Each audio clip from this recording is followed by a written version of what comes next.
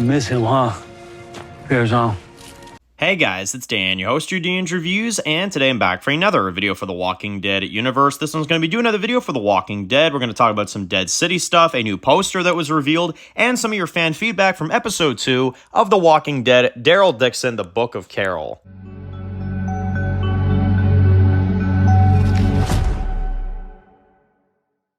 Alright guys, this one's going to be doing a review today. This one's going to be doing a review for the Walking Dead universe. This one's going to be doing another video for Daryl Dixon and Dead City. We're going to talk about a few different things. We're going to go through a new piece of promotion for Dead City Season 2, and then we're going to go over some of your Daryl Dixon Walking Dead thoughts for this week leading up to Episode 3 and after Episode 2. So, AMC Walking Dead has promoted a new key art for Daryl, or for Dead City Season 2. You guys were kind of letting me know about this one, and you guys were kind of, saying like, oh yeah, there's a new poster for season 2. So I was like, oh, that's awesome. I take a look at it, and it's the same image of Maggie that we've seen 100 times. I don't get it.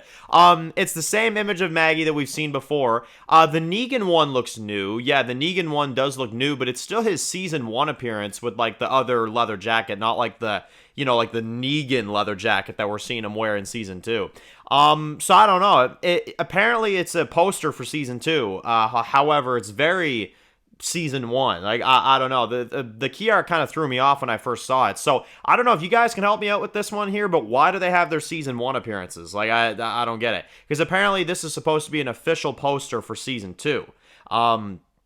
But they look like season 1, so I don't know. Because I would hope that's not like a key art for it or anything like that. I don't think it is. I think it's like just like a poster, but it's weird. I'll say that for advertising. Maybe that's just their way of saying like, hey, like Dead City's coming up. Like, I don't know. But yeah, they have their season 1 appearances, so I don't think this is the main key art for season 2. I'd highly doubt it. And if it is, I'll say that is really, really lazy. But I don't think it is. I think there's going to be another proper poster that releases probably in another couple months, because I do predict that Dead City will be returning in February. That's at least when I'm thinking the show will come back. But again, we'll have to see, of course. That's when I think Dead City will return. As for this poster, I mean, on its own, it looks fine. It's more so like a season 1 poster rather than a season 2 poster. So if that's supposed to be a season 2 poster, pretty trash, I can't lie. But, as a season 1 poster, just, kind of giving you a heads up that season 2 is coming, that, that's pretty cool, I guess. But, is what it is. So anyway, I grabbed some comments from you guys for Daryl Dixon Season 2. Let's go over your thoughts, and let's go over Episode 2 of Daryl Dixon. Alright, so starting things off with The Pyramid, who says that the kiss between Daryl and Isabelle in Episode 2 was a very well-earned scene. Yes, I agree. I think that was a fantastic scene. I've seen some people, because we did do a video about it a few days ago, and some people were kind of saying like, oh, the scene felt forced, it didn't feel like it made sense, and I did kind of get that reaction from people as well too, so I will acknowledge that side of it as well. Some people are not happy about it. I'm in the club of that. I think it made sense. I think the scene was good. I think it was beautifully shot, and I think it works for Daryl. I think it's the biggest amount of chemistry I've seen him have with a character when it comes to a relationship, at least, because he had it with Connie, that is true, but they didn't really develop it enough to where it could have happened, you know what I'm saying? Whereas with Isabelle, you could kind of tell that that's where it was going. Yeah, no, I thought the scene was fantastic. I thought it was great. I thought the way it was done was good, and it's good because they throw people off, not anybody expects Daryl to just grab a woman and kiss her, you know what I'm saying? And it's like, well, there you go. That's what I respect about that scene, is that they're changing up Daryl's character. They're doing things that they've never done before, and that's the point. That's what Norman Reedus said. He said he would not play Daryl Dixon for this many years if they didn't keep reinventing him. And that is something different, something that we haven't seen yet. So I completely get why the writers went for it. I think it's a good idea for the story, and I think it might do the show some good. I think it'll definitely add to some stuff and add to the charisma of the show, having them two together. And yeah, I think it'll work. I mean, honestly, they kind of already were acting like they were together, so I mean, you might as well just go ahead and do it, right? The next one comes from AJ, who says, Dan, I'm so glad that I wasn't the only one that thought the Greenland plot was absolute filler and pointless and ridiculous.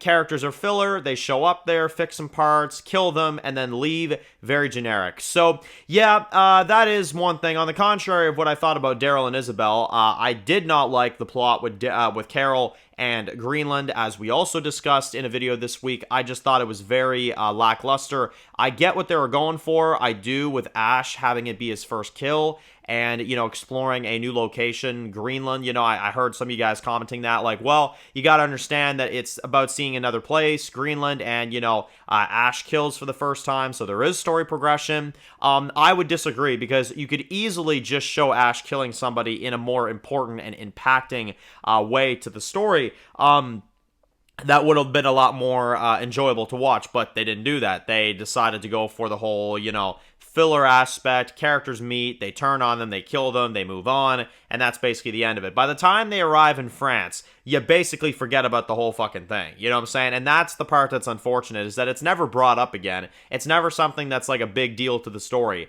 It's literally not something that matters at all. You know what I'm saying? It doesn't impact, you know, where things go.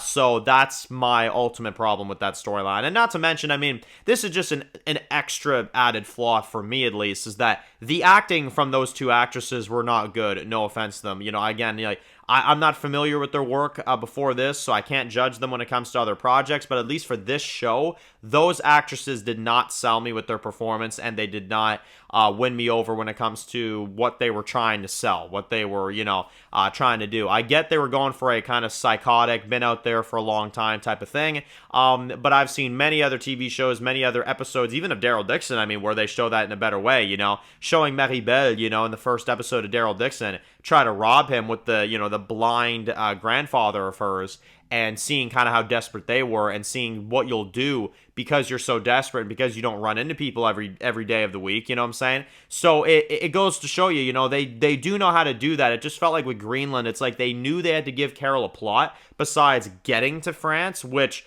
admittedly, I would have rathered if the writers just got to the point and brought her there. You know, I mean, it's already insane that she's already getting this plane and she's on her way to France. Honestly, just do it. Honestly, just get her there. You know what I'm saying? Just get it done, and then proceed with your story. Honestly, I feel like that would have done them some good. But again, you know, that's maybe just my opinion. Maybe some people enjoyed it. And I did hear a few people that enjoyed the Greenland plot, but most people are in agreement with me that it's not as good as the Daryl Dixon, you know, storyline, the core Daryl storyline with Lozang and Laurent and Janae and her people and stuff. It doesn't compare as good. I think Carol's plot this season has definitely been a little bit underwhelming in a comparison to what I thought it was going to be, at least, you know. It's definitely the weakest element of this show so far, for sure. Next one comes from Nathan, who says that, Dan, this episode had some really, really dark moments. It actually, in some areas, kind of reminded me of The Walking Dead Season 5. Also, Dan, that was definitely Shrike's long-lost cousin. Yeah, definitely. One of the worst characters I've seen in this franchise for a little bit. She was really, really tough to watch. As for the Season 5 comment, though, I'll say this. I mean, The Walking Dead, and I've said this many times before, I just don't feel that same charisma as I did with the early seasons. I just don't. I know I'm not the only fan that feels that way. These spin-offs, this modern-day era Walking Dead, feels like a watered-down version of what it used to be. It's like a shell of its former self, you know, which is probably a very, you know, kind of touchy subject for some people, because some people may say, no, Daryl Dixon's perfect, and all the spin-offs are perfect. I enjoy the spin-offs, I do, but I don't think it has the same charisma as The Walking Dead Season 5. I get what you're saying, though, is like, it has, like, that kind of, like, out there surviving, like, the big, you know, action sequences and stuff, and kind of the thrill of it all. Yeah, like, I get that for sure. But I will admit, like, yeah, something about modern-day era Walking Dead just doesn't feel as intense to me. It doesn't feel as, like, on the edge of your seat as it used to with Season 5, like you mentioned, but it is an intense season. It is a good story still, and, you know, I do find some enjoyment out of it, so that's for darn sure. And the last one comes from Lloyd, who says that, Dan, honestly, I'm just a little bit more excited for Dead City at the moment, and kind of waiting for some Season 2, rather than Daryl Dixon Season 3, or Season 2, or wherever people are at. I actually wanted to comment on something that somebody did mention. I didn't grab it for the video, but I had a comment from somebody, I forget who it was, and either way, I wouldn't blast them on this anyway, because I don't like to, you know, call people out, but I heard somebody saying the other day, they're just like, oh, wow, Dan, you're bragging because you've seen all of Season 2 of Daryl Dixon. Of course, yeah, you go ahead and brag, man. I'm like, brag. Brag. Like I've seen season 2. There's a lot of people that have seen season 2. Yes, I've mentioned that I've seen season 2, but I'm not bragging about it. I'm literally sitting here talking about the idea that I've seen season 2, and I don't want to spoil it for people, which is why I ask people not to spoil the further episodes of season 2 that have not aired yet. So, for anybody that sits there and says I'm bragging, I figured I'd mention that just real quick, because, yeah, like, there's a lot of people saying, like, oh, like, yeah, I'm bragging that I've seen season 2. I'm like, I've just seen season 2, and I'm not spoiling it for people. So, I don't know where those kind of comments are coming from, but I figured I'd kind of acknowledge that. But anyway, back to Lloyd here. Yeah, Dead City. Honestly, Dead City I am way more excited for, and for the simple reason that I love Negan. Maggie's cool, and I love New York. I love the environment, and I overall feel like that show has more of a overall direction for the franchise when it comes to, I could see an actual really game-changing franchise move by the end of Dead City. Could be wrong, could be right, we'll have to see. But Daryl Dixon is to me just kind of like some dumb fun, you know what I'm saying? That's kind of how I look at the show. That's not even anything against it. It just, to me, it's dumb fun. We're in France, we're going to move on to Spain next season, you know what I'm saying? Like, it's just very, you know, travel here, travel there, travel that, travel this, travel that, you know? Dead City is more so like, okay, there's a core story, there's a story happening. It might be kind of lingering on the past, maybe a bit too much, but there is a story to follow, and there is a full story to, you know, really keep track of and really, you know, pay attention to. Daryl Dixon has a story, but I don't feel like Daryl Dixon focuses as much on the story, more so of like, let's, you know, change it up, go to different locations, try some stuff that's new, and, you know, that's kind of their main goal, I feel like, with the Daryl Dixon show, which there's nothing wrong with that. It's just, I feel like Dead City's a bit more interesting, so I would agree with that. But anyway, post comments down below. Let me know what you guys all thought in the comment section below of Daryl Dixon episode 2. Are you excited for episode 3? We'll be reviewing it, of course, this Sunday like usual, and Let's Chit Chat video this Saturday, so stay tuned for all that. And of course, if you're new to the channel, guys, and you enjoy videos like this, make sure to click the subscribe button to miss any other videos to The Walking Dead. Be sure to follow me at Dan's The Walking Dead review, subscribe, guys, and of course, I'll see you guys really soon for more videos to The Walking Dead universe. Enjoy the rest of your day, guys, and peace out.